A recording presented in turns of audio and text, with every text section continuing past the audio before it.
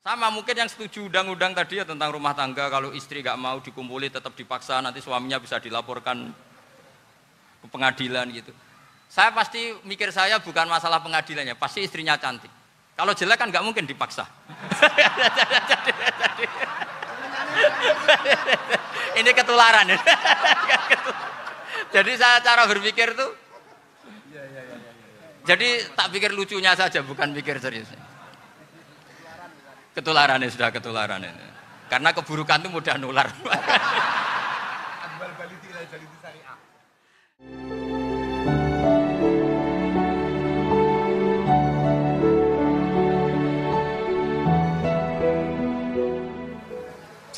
Assalamualaikum warahmatullahi wabarakatuh.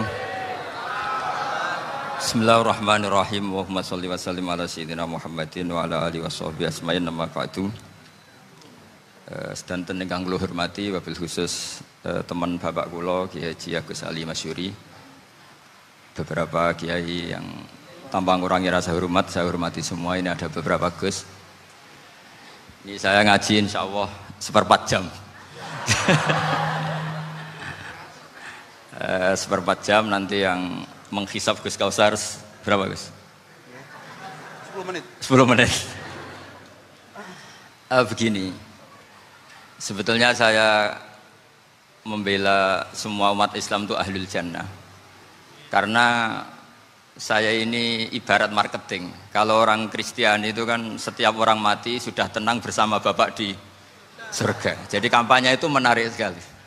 Sementara kita sudah kiai, sudah imam masjid, sudah ulama, masih saja dikhawatirkan su'ul khotimah. Ini kalau kampanye ini tidak imbang, ini nanti saya takut kalah. Makanya saya bilang pokoknya semua orang mukmin itu ahlul jannah. Karena memang asli hadisnya seperti itu, man qala la ilaha illallah dakhalal jannah. Bahwa kemudian ada beberapa kiai yang mungkin wataknya itu pesimis, kemudian bikin sekian aturan-aturan yang sebetulnya itu cerminan dari pesimisnya, terus akan-akan masuk surga itu susahnya bukan main. Nah itu saya tidak setuju karena tadi pasti kalah dengan kampanye sebelah yang setiap orang mati dibilang sudah tenang bersama Bapak apa? Di surga. Jadi ini penting. Terus kedua saya bilang agama ini sudah begitu baik. Masa kunci surga sudah dibocorkan miftahul jannah la ilaha illallah.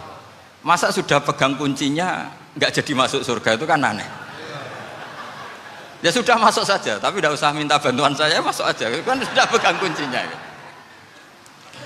Terus ketiga, kenangan terburuk saya ketika jadi kiai itu gini, saya ada beberapa guru SD datang ke saya. Ini agak-agak masalah besar. Gus, boleh nggak buka ujian nasional yang masih disegel? Semua guru bilang nggak boleh, itu kriminal kan. Ada satu guru yang bikin analogi agak kacau. Boleh saja. Wong ujian di kuburan saja dibocorkan para kiai nggak apa-apa. Itu.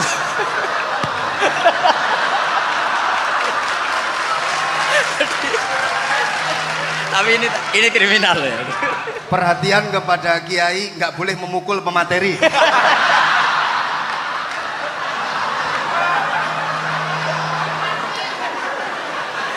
Jadi tentu itu analogi yang salah kan. Marrobuka kan, Tuhan kamu siapa, Nabi kamu. Tuhan kamu siapa, Nabi kamu siapa, imam kamu siapa. Ini kan sudah dibocorkan oleh para kiai. Artinya apa? Nak raiso jawab kebablasan gitu. Terus guru ini berpikir kalau ujian akhirat sekrusial itu saja bisa dibocorkan, kenapa ujian nasional tidak boleh? Tentu ini kias yang salah, saya tidak ngajari seperti itu. Tapi saya ngajari ke kalian betapa mudahnya masuk surga. Kunci jawaban sudah dikasih, kunci pintu masuk sudah dikasih. Kok sampai tidak masuk, ini kebablasan. Paling salah gurunya. Jadi ini kenapa saya sering cerita orang mukmin semuanya itu min ahlil jannah. Itu saya jamin. Sama tidak usah takut su'ul khotimah, tidak usah takut berlebihan seperti itu. Karena setahu saya, setidaknya saya mewakili ulama zaman ini. Rata-rata guru kita ini bermadzhab Syadzili dalam berkeyakinan berpikir tentang Allah. Di antara ini yang mulai saya ngomong serius, supaya tadi kan guyonannya sudah diambil Gus Reza sama Gus Kausar. Saya tahu kenapa mereka guyon. Kalau ngomong serius takut kalah sama saya.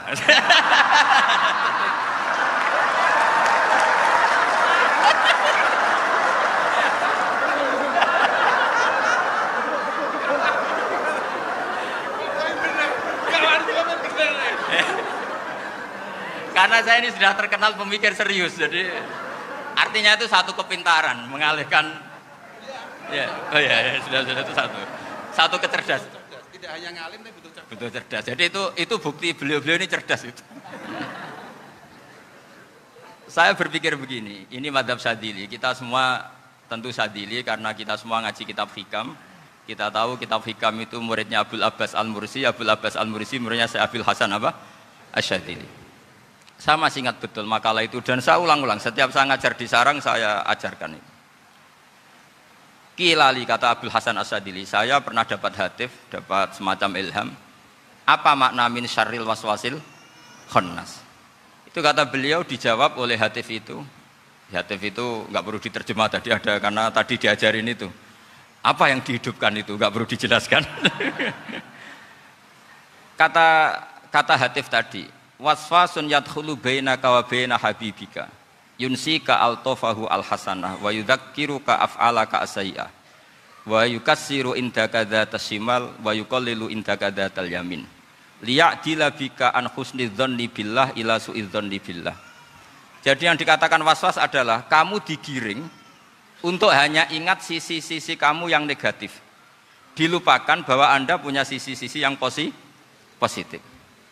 Misalnya seperti ini, mungkin secara fikih tadi banser-banser tegas, wah ini masalah lelaki perempuan dipisahkan gini-gini. Tapi kenapa Ghazali bilang ya sudah gini gak apa-apa. Sebetulnya ada rukhsah itu karena ini di depan umum. Yang paling pantangan Nabi itu la yakhluwanna rajulun bimra'atin. Ini ada yang menjaminnya gitu. Malah khawatir saya di sini dipisah tapi setelah berduaan nggak bisa. Jadi toleransinya karena ini di depan umum. Itu masih ada toleransinya. La yakhluwanna rajulun bimra'atin. Begitu juga ketika kita dosa, misalnya kita dosa. Orang Islam setiap dosa itu pasti ingat salahnya, terus kemudian istighfar. Dan ketika satu kebaikan dibandingkan keburukan, itu kata semua ulama, karena sayyi'ah itu bernilai 1, kebaikan bernilai apa? 10. Itu masih surplus berapa? 9. Jadi itu cara berpikir Abul Hasan Asy-Syadzili. Kenapa kamu harus berpikir positif tentang Tuhan? Sekali berpikir tentang negatif, itu bahaya betul. Misalnya begini, kamu berpikir, tak rewangi, jadi kiai, sujud, rukuk, ternyata aku tetap lebu neraka, gunanya apa? Itu menurut saya kan nggak punya akal.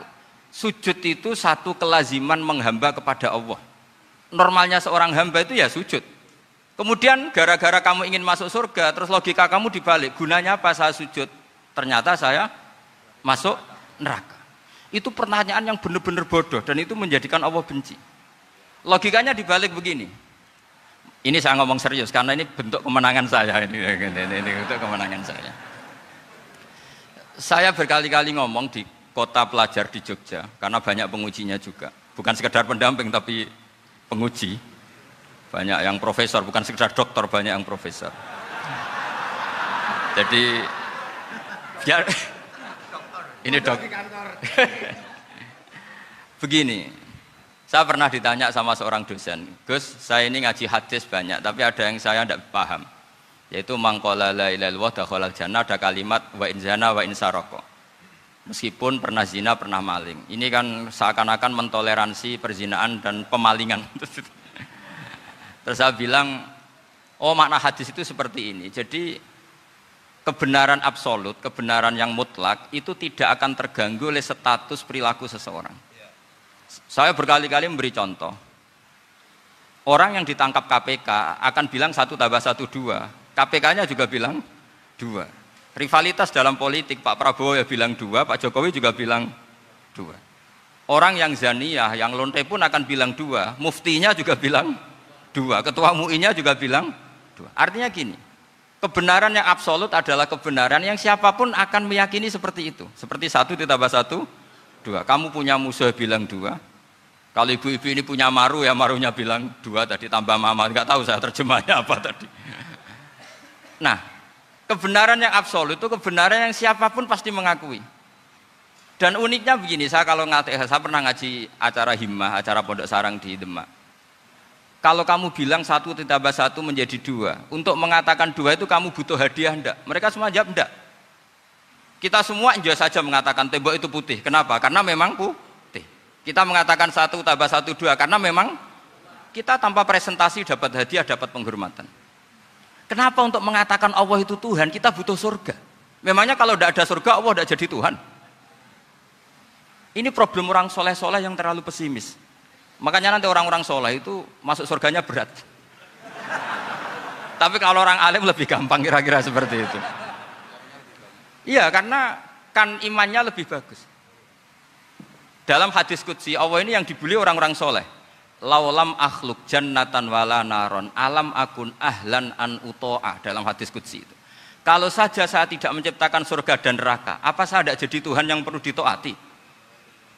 Apa kalau kamu tidak saya kasih uang 1 juta terus bilang 1 tambah 1 11? Enggak kan? Tetap bilang berapa? 2. Kalau kebenaran absolut yang 1 tambah 1 kamu bilang 2 meskipun tanpa mendapat hadiah. Kenapa untuk bilang Allah Tuhan kamu butuh hadiah surga? Itu kan serah ikhlas belas. Makanya saya terus mengajarkan ikhlas. Ikhlas itu bisa dilatih dengan akal, dengan pikiran, bil ilmi lah. Harus dilatih. Nah di sini ini momen atau makna yang mestinya harus difahami wa inzana, bahwa kalimat ini sah meskipun dilafatkan seorang yang pernah zina. Sama seperti 1 tambah 1 2 sah, diucapkan siapa saja sah. Dan siapapun akan mengucapkan itu secara ikhlas. Ini penting saya utarakan. Sehingga setelah ada firqah-firqah takfiri yang mengatakan orang megang keris itu syirik, ke kuburan syirik, ini syirik. Itu salah besar. Salahnya adalah tadi, kalimat-kalimat atau kebenaran-kebenaran absolut ini sudah jadi sibghatullah man ahsanu minallahi sibghah. Kalimat ini begitu absolut di hatinya orang mukmin. Sehingga ketika terganggu oleh hal-hal yang adat istiadat, kayak pegang keris, kayak apa, ini tidak mengganggu. Tetap kualitas iman ini di atas keyakinan adat membawa apa keris.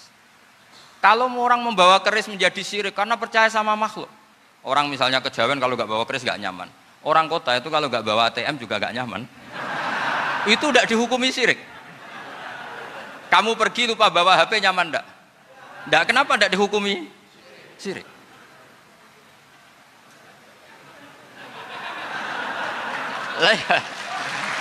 Jadi ini logika-logika. Jadi makanya ini Gus Reza boleh ngeritik saya. Saya tuh berkali-kali bilang, saya termasuk ulama yang mau bikin gerakan cangkem elek.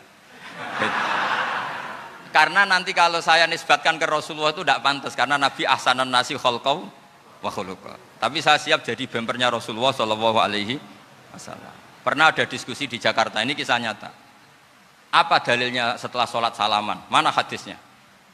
Itu dijawab hadisnya tentu kita kesulitan. Kalaupun ada hadisnya dhaif semua yang masalah musafahat. Akhirnya mau tidak mau dijawab pakai cangkem elek. Boleh enggak kamu setelah salam nyalain HP yang off? Boleh. Boleh enggak ke kamar mandi? Boleh. Oh berarti kencing boleh, nyalain HP boleh, yang enggak boleh itu ingat Allah. Karena mereka mengkritik wiridan, ngeritik salam. Akhirnya mikir deh. Ada enggak hadisnya orang setelah sholat nyalain HP? Enggak ada kan? Tapi mereka nyalain HP enggak hambatan, tapi untuk salaman masalahkan. Ke kamar mandi boleh, tapi untuk wiridan enggak boleh. Akhirnya mereka sadar, oh iya. Lama-lama dibisi gini yang kelompok itu. Kamu itu korban aliran supaya kamu enggak ingat Allah, ingatnya HP-nya. Sehingga orang wiridan kamu kritik, orang nyalain HP enggak kamu kritik. Itu kelompok itu adalah kelompok orang-orang yang supaya orang Islam itu lupa Tuhannya. Itu gerakan cangkem elek, tapi jadikan orang sadar. Jadi ini penting. Jadi kalau kamu tidak bisa bela agama dengan jalan yang lurus karena tidak bakat gitu, nggak apa-apa pakai cangkem elek tadi. Karena nggak mungkin gerakan ini dinisbatkan kepada Rasulullah Shallallahu Alaihi Wasallam. Kalau soal sanad, saya punya sekian sanad tentang itu, tapi tidak usah kamu ikuti. Ada orang tanya, ya Pak Kiai kalau setan dibakar di neraka panasan enggak? Ya panasan. Lo kan setan dari api, ngapain harus panasan? Kan materinya sama. Terus Kak Kiai tadi gak kesulitan, dia ngambil pasir, disawero di wajahnya. Wah sakit Kiai, kamu kan dari tanah, kena tanah kok. Jadi itu ada sekian, artinya gini ya, kalau kesulitan jawab pakai baik-baik ya sudah pakai cangkem elek itu aja kan. Tapi tentu kan gerakan ini tidak mungkin dinisbatkan kepada para nabi. Tapi saya pastikan meskipun nggak bisa dinisbatkan kepada para nabi dari segi cangkem elek tadi, tapi secara semangat itu sama. Saya punya sekian contoh. Bener Gus Riza tadi gojok saya sengawur-ngawurnya itu masih punya sana. Itu pas saya ngawur pun masih punya apa? Sana. Nabi Ibrahim itu ketika faja'alahum juzatan illa kabirallahum itu si berhala paling besar dikasih kapak. Ketika mereka geger, ini siapa yang berhala-berhala kecil? Kata mereka, sami'na fata yadhkuruhum yuqalu lahu Ibrahim. Ya kira-kira Ibrahim lah gitu. Terus setelah Ibrahim didatangkan, siapa yang melakukan ini semua? Ini jawaban Nabi Ibrahim, bal fa'alahu kabiruhum hadza. Ya tanya yang bawa pedal, saya kan tidak bawa kan. Terus kata orang-orang, otak kamu itu di mana? Masa berhala disuruh nanya, kan nggak bisa ngomong. Ibrahim kebalikan, uffil lakum walima ta'buduna min dunillah. Lalu otak kamu di mana? Sudah tahu nggak bisa ngomong kok disembah gitu. Itu ada kata ufin loh. Ufin itu kalau diterjemah kira-kira ya agak-agak jancuk gitu. Kira-kira seperti itu. Jadi Sekarang dalilnya jancuk apa Gus? Pakai jancuk biasa kalau misalnya saya bilang sudah Gimana? Jancuk itu dari daksu, dak tinggalkanlah suan perkara sing elek. Krono ilate wong Surabaya kakean rawon, akhirnya ngomongnya jancuk.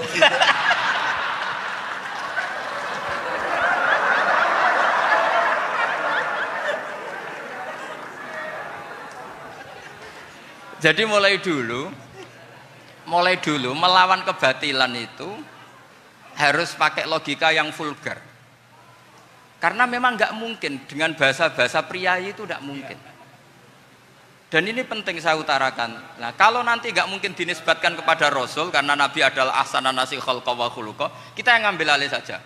Gus Reza, saya, Gus Kaustan ini cara cangkem elek kan pantas. Luas. Selain bakat ya sudah natural. Karena memang itu cara kita menjelaskan kebenaran. Saya ulang lagi, itu cara kita menjelaskan apa? Kebenaran. Mau tidak mau. Saya pernah ditanya sama seseorang, Gus, beberapa nabi itu kan poligami itu bukti hipersek, karena yang tanya itu orang nasionalis yang nggak pati senang Islam.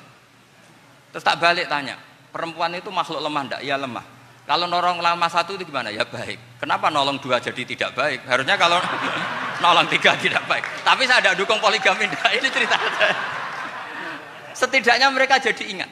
Saya itu pernah ditanya agak-agak orang ateis, dia benci Islam tapi neliti Islam. Pertanyaan kedua, kenapa dalam perang itu seakan-akan Nabi itu perampok, hartanya orang kafir disita kemudian menjadi ghanimah, itu kan kayak ngerampok. Terus saya tanya gini, kalau ada penjahat ke rumah kamu kemudian pakai senjata api, setelah kamu ringkus, itu senjata api kamu kembalikan apa kamu sita? Oh ya saya sita, kalau tak kembalikan dipakai ngerampok lagi. Ya sama seperti itu, kalau kekuatan mereka dikembalikan akan dipakai kekuatan mereka lagi. Jadi ya lagi-lagi ini kemenangan orang serius. Karena nanti guyonnya sudah dintekno sama Gus Safa sama Gus Riza. Nah, kenapa saya ngajar begitu rileks, begitu santai? Karena pikiran saya sederhana. Fa innal uqula muttarratun ila qabilil haq. Akal sehat pasti dipaksa menerima apa? Kebenaran. Sehingga kebenaran itu tidak usah kamu ngomongkan secara serius, secara tidak perlu. Kebenaran itu mudah diterima. Saya itu pernah ngaji berkali-kali di Jogja di mana-mana sampai ada buku seorang dokter nulis tesisnya itu bangga lagi menjadi muslim setelah ngaji saya itu, karena saya menerangkan itu ringan. Orang Islam itu harus mencintai Allah. Ciri utama cinta itu tidak tegang, rileks. Saya bilang begini, kalau kamu pernah 1 tahun digratisi orang rumah, makanan, kamu kira-kira itu mudah nggak mencintai orang yang berjasa sama kamu minjemin rumah dan ngasih makan gratis? Mudah kan? Apalagi kita ini mudah mencintai orang yang minjemin mobil 1 tahun, ngasih rumah 1 tahun, apalagi selamanya. Kenapa kita tidak mudah mencintai Allah yang memberi kita bumi, air, oksigen, semuanya kita dikasih Allah? Akhirnya mereka mikir, wong mencintai seseorang yang ngasih dalam durasi 1 tahun saja mudah, apalagi mencintai Allah yang ngasih kita tanpa batas. Itu disebut walladzina amanu asaddu hubbal lillah. Orang mukmin itu mudah sekali mencintai Allah. Caranya dilatih tadi. Kita mudah mencintai orang yang berjasa sama kita. Kenapa tidak mudah mencintai Allah yang tentu jasanya lebih besar? Nah, karena akhir-akhir ini banyak orang yang terlalu nazir, terlalu apa? Kata Nabi kan basyiru walatu nafiru yasiru walatu asiru. Sehingga saya bikin gerakan. Pokoknya semua orang mukmin pasti masuk surga. Nanti soal ada kesalahan-kesalahan kecil yang menjadikan orang su'ul khotimah itu sifatnya kehati-hatian. Jangan menjadi hukum. Hati-hati itu tidak menjadi hukum. Kalau kamu nyupir hati-hati itu bukan berarti pasti kecelakaan, enggak. Hati-hati itu ya hati-hati saja, tidak menjadi hukum. Ini penting saya utarakan karena kubu sebelah kampanyenya sudah tadi, setiap mati mesti tenang bersama Bapak di surga. Sementara kita mau kampanye, kamu sholat tidak mesti diterima, haji tidak mesti diterima, jadi kiai tidak mesti masuk surga. Coba kalau kita kampanye gitu terus, yang mau jadi muslim itu siapa?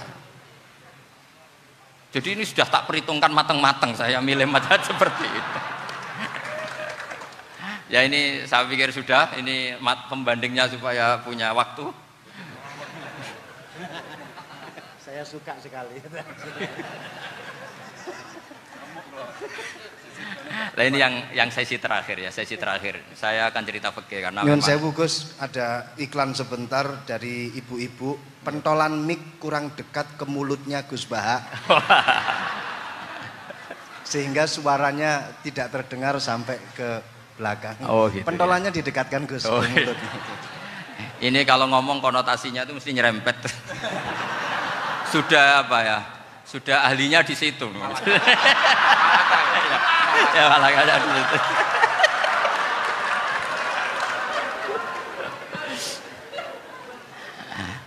Dalam sesi terakhir saya cerita pentingnya pembanding. Imam Rafi'i itu yang ngarang kitab Muharrar. Kitab Muharrar ini adalah ringkasan dari kitab Al-Wasit. Al-Wasit itu karangannya Imam Ghazali. Al-Wasit sendiri ini khas ngaji NU karena NU maknanya Nahdlatul Ulama, gerakan para ulama. Jadi kalau nggak ngerti alim-alim seperti itu ya ada NU. Sebenarnya sampai itu pasnya Nahdlatul Ummah, gerakan umat. Tapi kan sudah jadi partai politik Nahdlatul Ummah. Karena yang katakan NU itu Nahdlatul Ulama, gerakannya para ulama. Imam Rafi'i itu berpendapat sujud itu cukup pakai batuk, pakai jidat. Itu dalam kitab Muharrar. Wal asoh anna sujud yasihu mau cukup biwat iljabah. Ketika Imam Nawawi mentasih kitab Muharrar namanya Minhajut Thalibin, itu mengkritik Imam Rafi'i. Kata beliau sujud itu untuk sah harus melibatkan 7 anggota karena berdasar hadis umirtu an asjuda ala sapati a'zumin, yaitu al jabhah wal yaden warukbaten wal kodamen, yaitu jabhah 2 tangan, 2 lutut dan 2 kodamen. Akhirnya saya ngecek di kitab asli, Imam Rafi'i termasuk Ashabut Tarjih dan Imam Nawawi. 2 orang ini khilaf. Kan nggak mungkin kita sebagai mushahihnya karena yang khilaf ini 2 ulama besar, satu Imam Rafi'i, satu Imam siapa? Nawawi. Kita tidak bisa hanya ngikuti Fathul Mu'in yang mengatakan idzakhtalafan Nawawi war Rafi'u kudiman Nawawi, tidak bisa karena Imam Nawawi ini sering nginduk sama kitabnya Imam Rafi'i karena senior Imam Rafi'i. Setelah saya cek di kitab kitab asli Mamba ya, satu sumbernya semua mazhab apa? Syafi'i. Ternyata Imam Syafi'i nak ngedikan hanya begini. Wa uhibbu, saya suka setiap orang Islam sujud itu melibatkan 7 anggota karena itu aman, pasti sah. Tapi wayah tamilu kata beliau, tapi mungkin saja sujud hanya watul jabah itu sah. Kenapa kata Imam Syafi'i? Liqaulihi sallallahu alaihi wasallam atau li du'aihi apa sallallahu alaihi wasallam fi sujud sajadalaka wajhi wa sam'i wa basori. Nabi ketika sujud itu hanya berdoa, ya Allah sujud kepada engkau wajhi wa sam'i wa basori. Nabi tidak menyebut wayadi wa rukbati wa qadam. Sehingga saya berkali-kali bener kata Gus, saya ini pembela umat. Sing sujute 7 anggota ya taklem, pantes dadi Rais Suriah. Itu. Yang sujute bathuk tok ya tetap sah ngikuti mazhabnya Imam Rafi'i. Meskipun itu tidak saya anjurkan.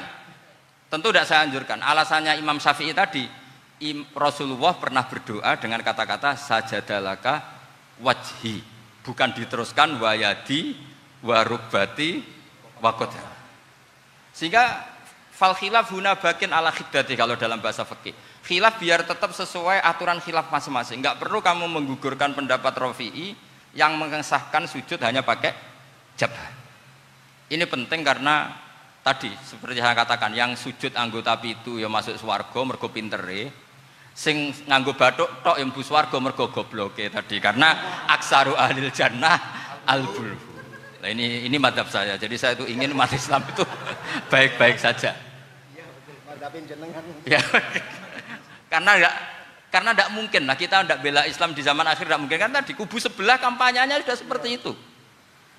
Kalau kita ngomong ikhtiyat, kiai ra mesti mlebu swarga, sing salat ngethuk ra mesti husnul khotimah, wah akan jadi repot. Saya ini pengagum teori ikhlas. Dilatih bil ilmi, saya ulang lagi, dilatih bil ilmi. Saya ini malu.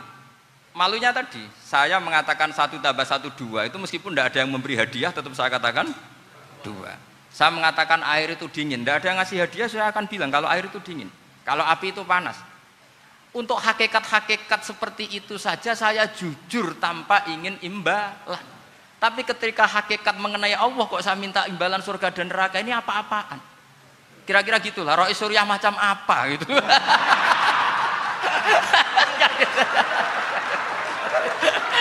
Ya saya kira demikian. Assalamualaikum warahmatullahi wabarakatuh. Waalaikumsalam warahmatullahi wabarakatuh. Alhamdulillah.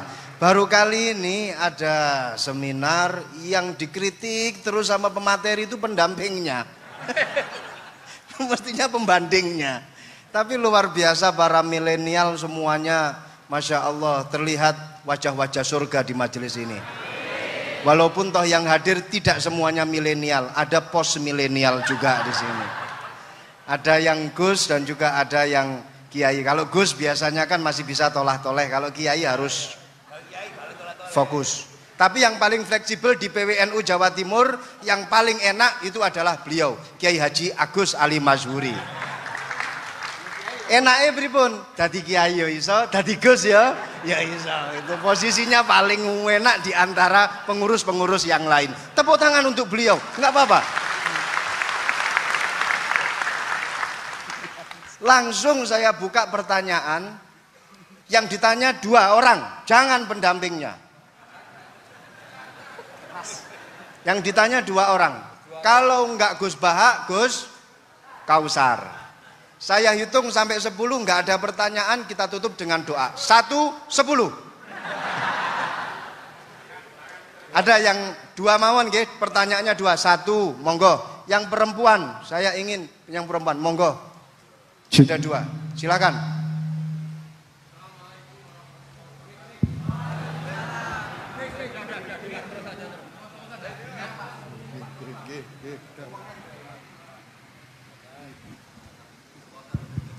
Bismillahirrahmanirrahim. Assalamualaikum warahmatullahi wabarakatuh.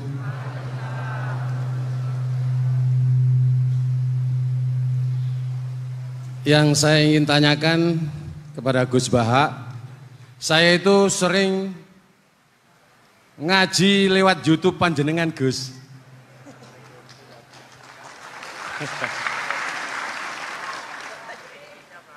Insya Allah ilmu saya tambah walaupun tidak banyak. Yang saya tanyakan, nopo ilmu kula niki barokah? Yang pertama,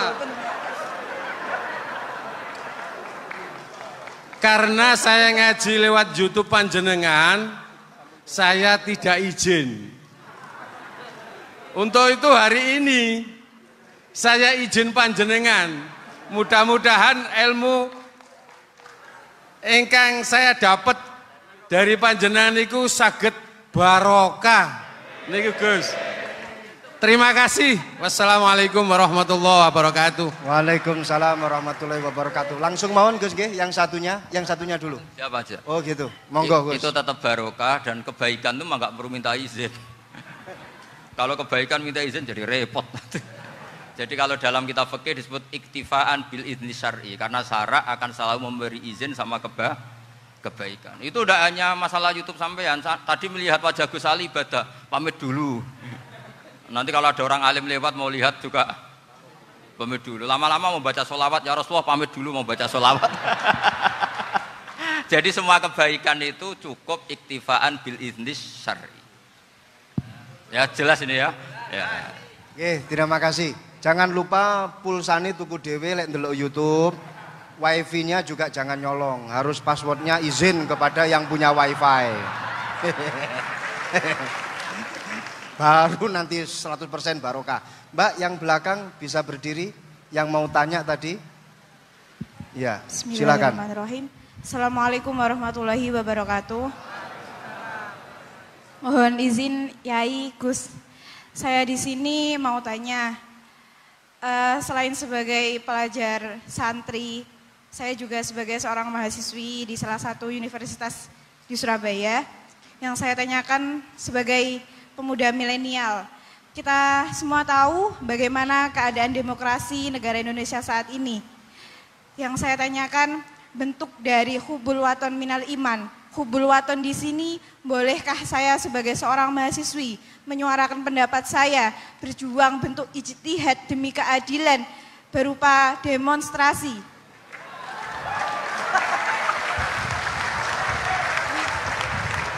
Ngapunten. Yang saya tanyakan di sini, bagaimana menurut Gus, apakah saya melakukan demonstrasi ini sudah baik atau sangat baik atau mungkin perlu dikaji kembali? Terima kasih. Wassalamualaikum warahmatullahi wabarakatuh. Hubungan antara demonstrasi dan hubbul wadon minal iman. Hah? Oh ya, hubbul waton minal iman. Monggo Gus.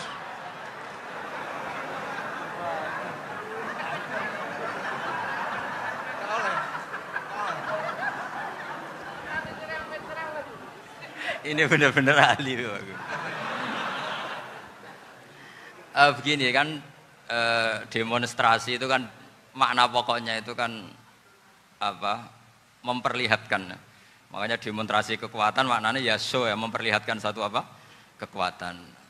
Sehingga kalau dalam Islam itu ya fleksibel, asal itu tidak merugikan orang lain, tidak anarkis, tidak mandorot bagi kelompok lain tentu boleh. Bahkan kalau tidak apa? Menyuarakan suara kita tentu dengan cara-cara yang tetap islami ya, itu malah kita disalahkan karena berarti tidak ikut bertanggung jawab terhadap proses bernegara, tapi tentu disuarakan secara konstitusional dan secara baik.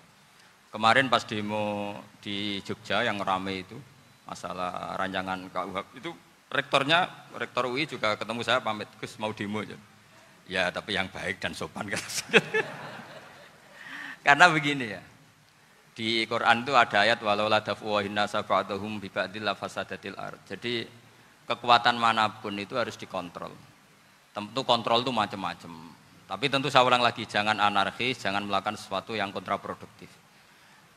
Jadi menurut saya pernah ditanya, Gus kalau pemerintah itu didukung 90% rakyatnya bagus enggak? Ya bagus, berarti presidennya hebat, didukung mayoritas rakyat. Kalau hanya 55 ya bagus, presidennya biar tahu, biar hati-hati karena dipilih separuh lebih sedikit gitu. Lah kok bagus semua? Ya emang harapan kita sama Allah semuanya baik semua kata saya gitu. Jadi susahnya apa sih kita melihat sesuatu itu, asal agama ini kan gampang, asal tidak maksiat itu baik. Asal gak maksiat itu baik. Ma khuyyira Rasulullah baina amrayni lakhtara aisarahuma ma lam yakun isman. Jadi demo itu bukan, nah kalau demo yang diharamkan sebagian fatwanya ulama tentu yang maknanya yang anarkis. Kalau yang dihalalkan tentu maknanya yang tertib. Itu biasa dalam hukum fikih. Rasulullah ngendikan A, mahmalnya seperti ini. Rasulullah ngendikan B, mahmalnya seperti ini. Karena kadang ngendikanin Nabi cara zahir itu berlawanan. Misalnya Nabi ditanya, amal paling baik apa ya Rasulullah? Nyaur utang gitu. Karena biasa yang ngemplang mungkin yang tanya itu tukang. Tapi kadang Nabi jawab birrul walidain. Kadang jawab as-sholat li awwali waktiha. Karena penanyanya ini beda. Kan nggak tahu sholat. Gimana? Cinta pun nggak tahu sholat. Ya, cinta kok nggak tahu sholat kata beliau. Kan gitu. Jadi ini penting saya utarakan karena zaman Nabi itu ya biasa Nabi misalnya ngendikan sesuatu gitu. Terus ada juga sahabat yang memperlihatkan pendapatnya, tapi tidak niat bantah. Masyhur itu dalam tarikh. Saya beri contoh yang masyhur itu. Nabi pernah sholat duhur itu 2 rakaat. Sebagian riwayat mengatakan asar, tapi yang lebih kuat itu duhur. Setelah 2 rakaat Nabi sholat, itu akabiru sahabat papan atas itu tidak ada yang ngendikan karena mereka sopan semua, tahu etikal. Setelah Nabi pulang sudah dekat pintu, ada sahabat yang berdiri. Ya Rasulullah, aku siroti sholatu amnasita. Ini sholat model kosor, apa engkau lupa? Tapi sahabat yang nggak tanya, ini niatnya malah lebih agak-agak buruk. Baguslah kalau sholat terbaru 2, berarti besok ya 2. Karena pakai teori nasah mansuh, berarti hukum itu pakai yang terbaru. Jadi gayanya tidak tanya tapi lebih sama. Mungkin yang setuju undang-undang tadi ya tentang rumah tangga, kalau istri nggak mau dikumpuli tetap dipaksa, nanti suaminya bisa dilaporkan ke pengadilan gitu. Saya pasti mikir saya bukan masalah pengadilannya, pasti istrinya cantik. Kalau jelek kan nggak mungkin dipaksa. Ini ketularan. Jadi saya cara berpikir tuh, jadi tak pikir lucunya saja, bukan pikir serius. Ketularan ya, sudah ketularan ini. Karena keburukan itu mudah nular. Akhirnya Nabi kembali lagi, enggak, kullu dzalika lam yakun, semua itu enggak terjadi. Tapi Nabi sebagai orang yang sangat, ya sebenarnya enggak boleh dibahasakan sangat demokratis, sangat bijak. Nabi kembali lagi ke mimbar terus tanya, ahakun maqalahu Dzulyaden, apa betul yang dikatakan Dzulyaden tadi? Kata sahabat semua, betul ya Rasulullah, tadi engkau sholat hanya 2 rakaat. Nabi kemudian takbir lagi, meneruskan 2 rakaat terus salam. Artinya kalau demonstrasi itu dengan makna mengutarakan pendapat dengan cara yang dijamin konstitusi, ya itu kan normal-normal saja, nggak ada masalah. Saya pernah derekno bapak, itu ada pertanyaan yang benar-benar mengusik saya. Ada orang miskin datang ke bapak, Pak Yai, dadi wong melarat itu ra enak. Sajane ya wis suwe dadi wong melarat ra enak. Itu pas Ramadan. Kenapa kata bapak? Bapak saya itu teman akrabnya Gus Ali, itu senengannya ya guyon, mau meninggal aja masih guyon. Bapak itu guyon terus. Kenapa aja? Sudah puasa nggak makan, buruh orang, macul itu kan berat. Mau istirahat nggak boleh karena buruh orang. Enak dadi wong sugih puasa diam di rumah gini-gini terus. Terus kata bapak saya gini, enak wong melarat. Dadi wong sugih nak poso berat. Kok sakit ya? Esok mangan pecel, awan rawon. Enggak sore sidik sate. Jadi yang harus ditinggalkan itu banyak. Nak sampean kan biasa meninggalkan itu semua. Semenjak itu dia, oh iya, nak ngono podo-podo abot. Jadi hasutnya pada orang kaya terus nggak ada. Nah ini pentingnya ilmu. Jadi pentingnya pendamping tadi itu. Setelah diberi jelasan, oh maturun ternyata podo-podo abot gitu. Dia nggak tahu susahnya jadi orang kaya. Ya sama seperti tadi. Ya saya puasa. Kerja gini-gini, bojo sitok elek, terus dari yang bojone 4 cantik semua abot aku. Karena harus ninggalkan 4 yang cantik tadi, yang bisa menghidupkan tadi itu. Itu kan juga demonstrasi, artinya mengutarakan apa yang, jadi itu saya pikir seperti itu. Ya ini, mohon ya gitu aja ya. Assalamualaikum warahmatullahi wabarakatuh. Waalaikumsalam warahmatullahi wabarakatuh. Tepuk tangan untuk beliau. Kita doakan semoga beliau sehat walafiat, panjang umur, jembar rezeki.